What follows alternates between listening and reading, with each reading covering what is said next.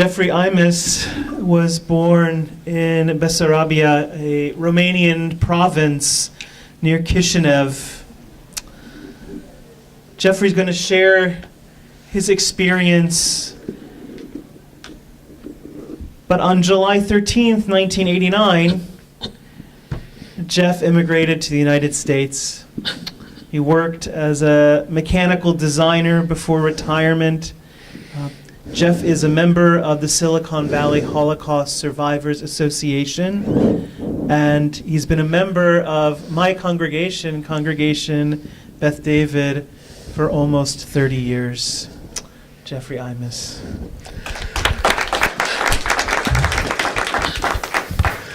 Well, in my judgment, the Holocaust is a special type of genocide because it was not limited within one or two countries.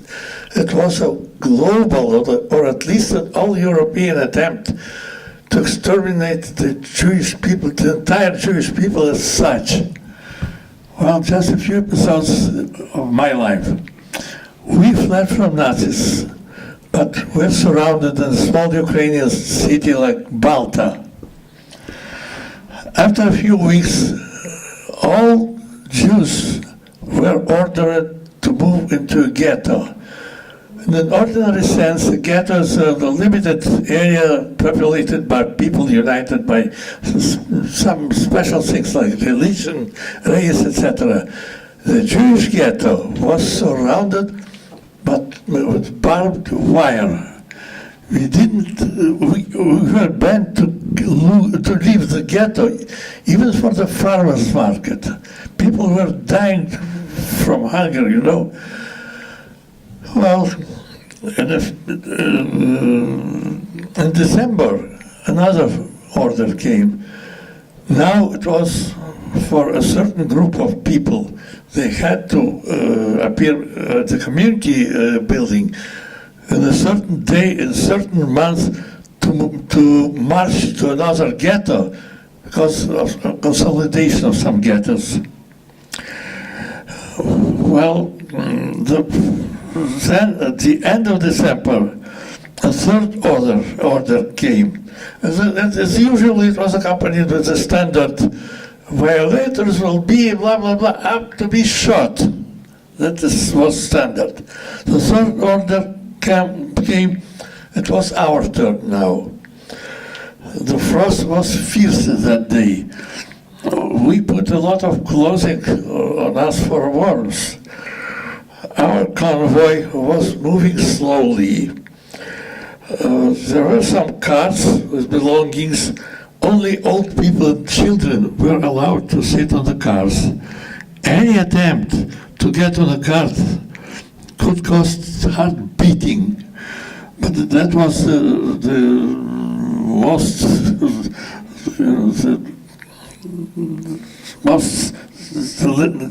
the smallest. Well, the Romanian soldiers who accompanied us amused themselves. They tried to get behind somebody and shoot in the air. People caught by surprise, you know, they rush around the rush, and then they were hardly beaten by the Romanian soldiers to get them back in the column. But that was the most little things. It was much worse if somebody was exhausted. Just an example. A man began to choke and slower and slower, go slower. Soon he couldn't walk. He was breathing frantically, gasping for air. He started walking slower, and when he found himself a little behind the last cart, soldiers within seconds began to push him in the back. The man fell. His wife rushed toward him to help him, but one of the soldiers pushed her with his fist in her face. She fell unconscious. The soldier stopped the cart, grabbed her by collar and skirt of her coat, and threw her in the cart. When the soldier struggled with the woman, the second one, took his rifle by the barrel and forehead and struck the fallen man into the head. Blood splashed out. Then, as if nothing happened, the soldier caught up with the convoy, leaving the body to be eaten by wolves or dogs. Another man was beaten to death. I testify to this. We stopped in a small city. We hoped that the first convoy joined the local ghetto, as the Germans said. Alas, the convoy spent one night and then headed further. So it became clear that they were moving to a railway station to be put in boxcars and sent to a concentration camp. Then even that was what was awaiting for us, and that meant hard work to death or immediate gas chamber. The concentration camps were real factories of death, equipped with special chambers. The camps were intended almost exclusively for eradication of Jews.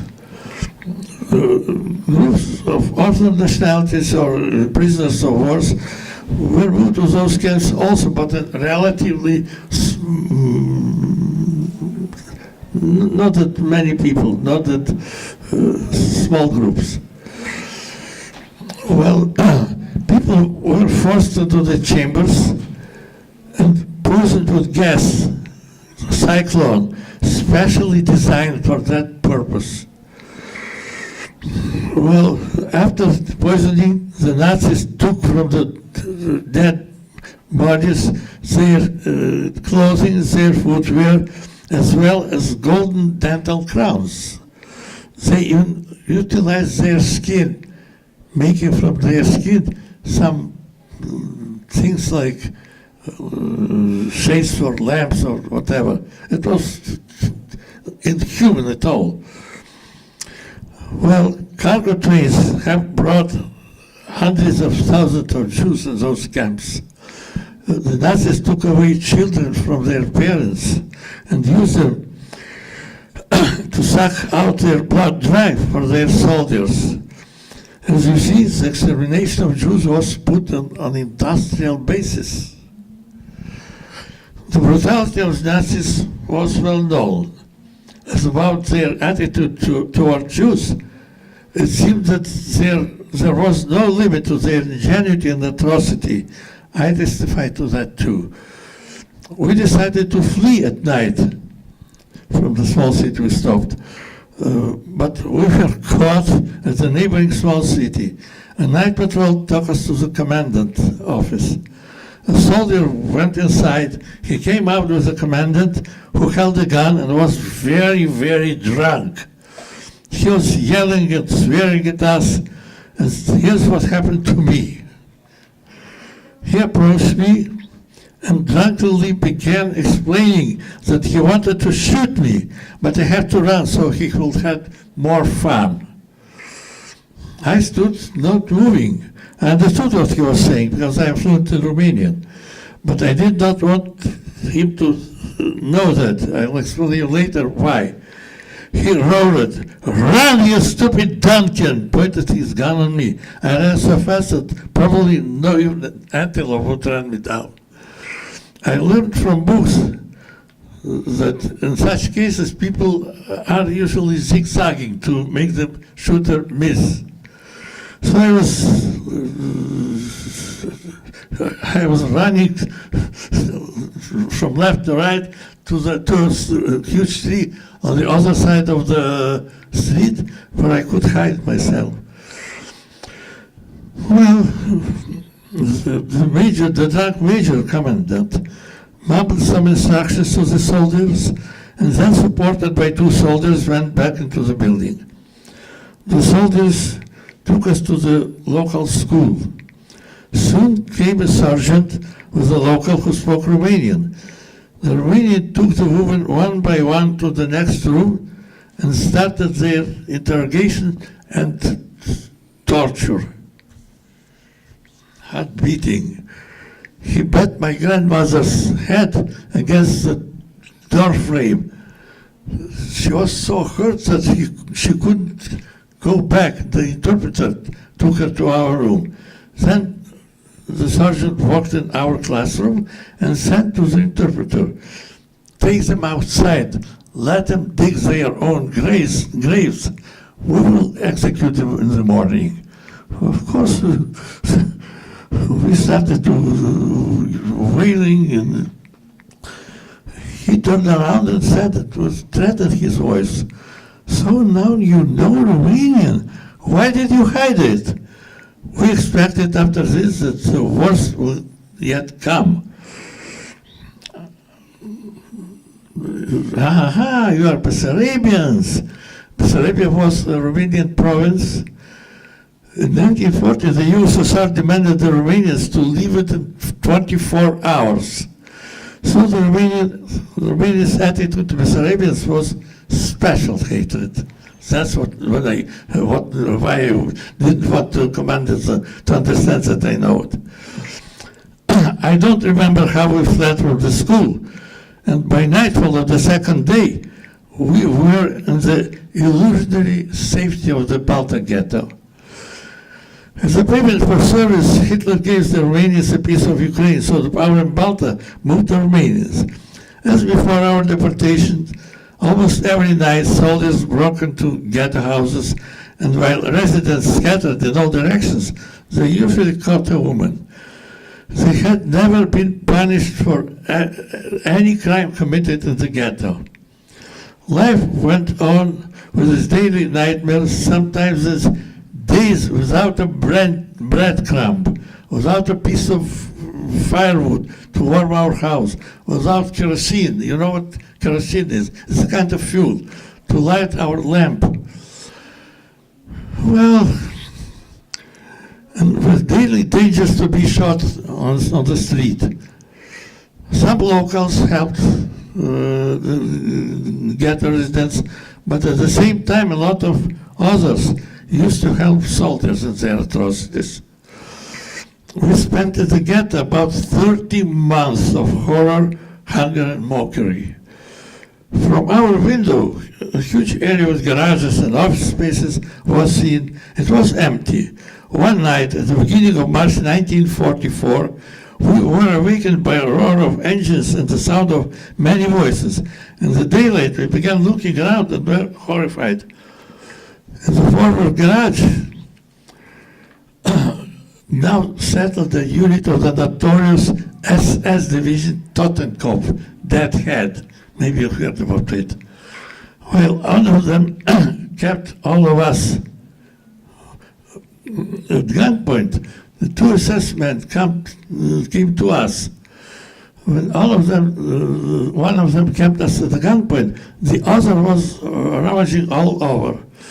They demanded from us golden dollars at that time. They certainly didn't believe we had nothing, but they also realized that maybe we hide somewhere our goods.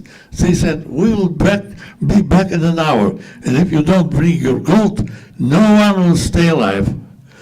Once they left, we grabbed the most necessary things and jerked to an empty house next to ours.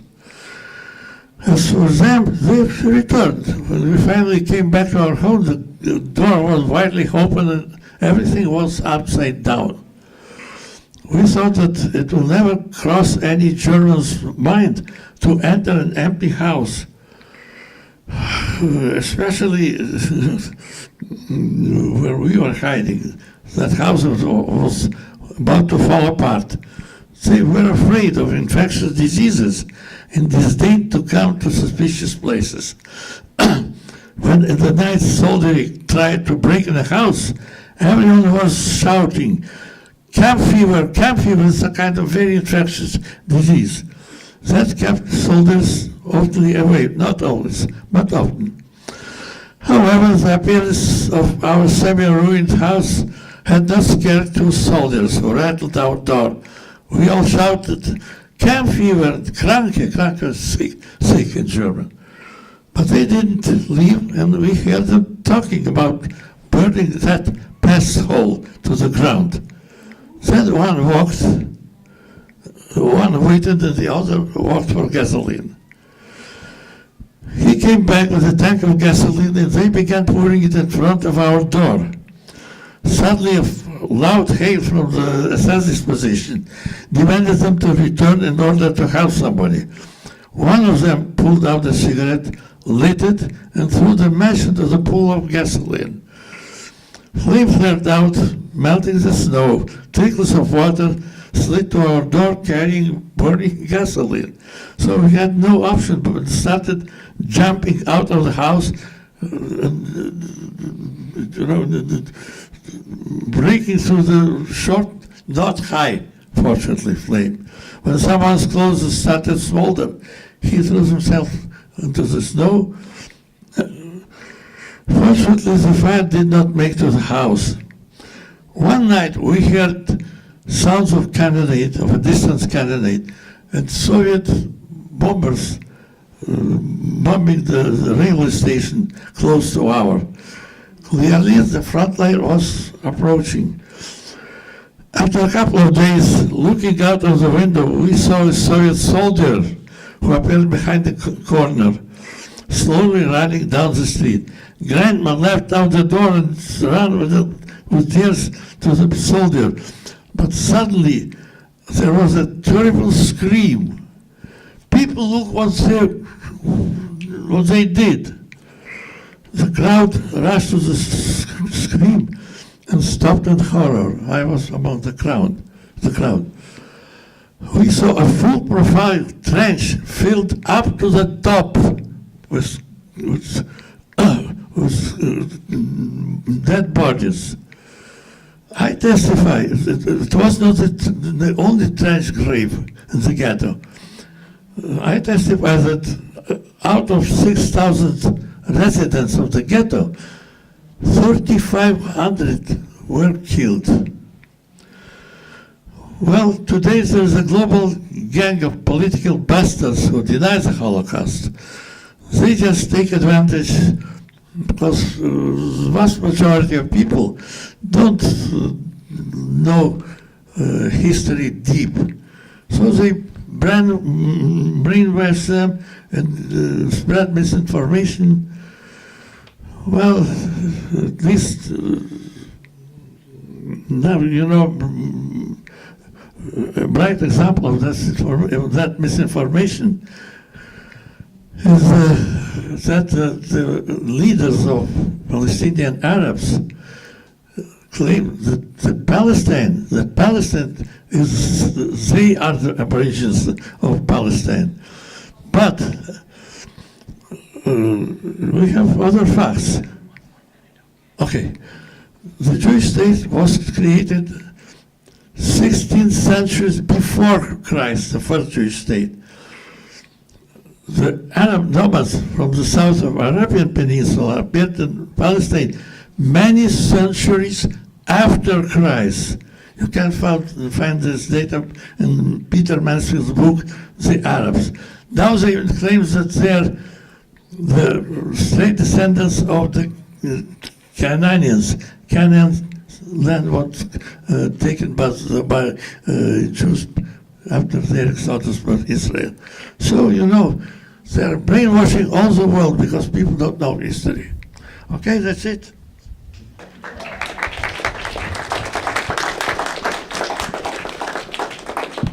Thank you, Jeffrey, for sharing a piece of your story with us. Tim, might we take 2 more minutes or 3 more minutes? If there are any questions that you'd like to address to any of our panelists, we can take some questions.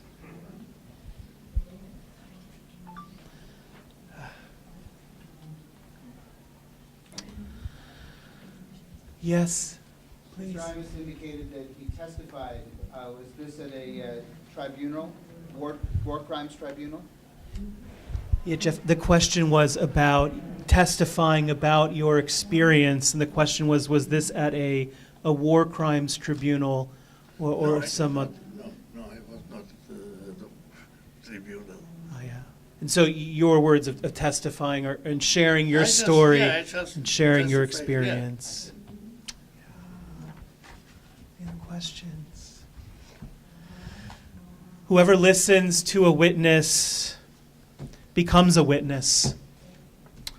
Are the words of Elie Wiesel.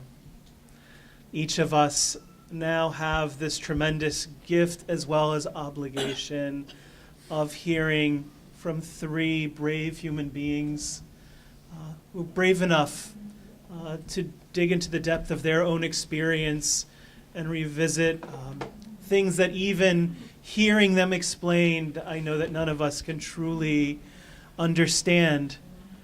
And yet now we have something to be able to pass on, something to tell to our families tonight, to share with our children, our friends, that genocide happens. These are living examples of genocide. The other piece that I think we all carry with us comes from another quote from Dr. Wiesel.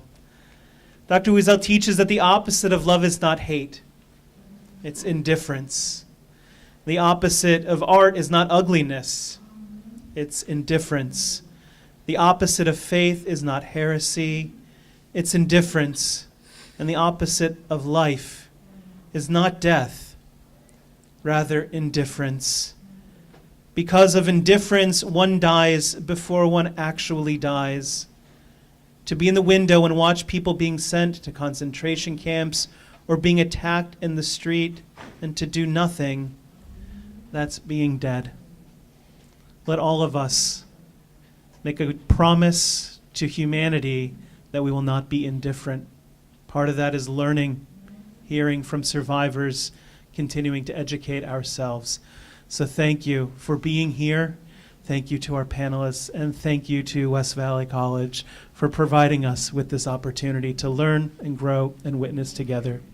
Have a good day.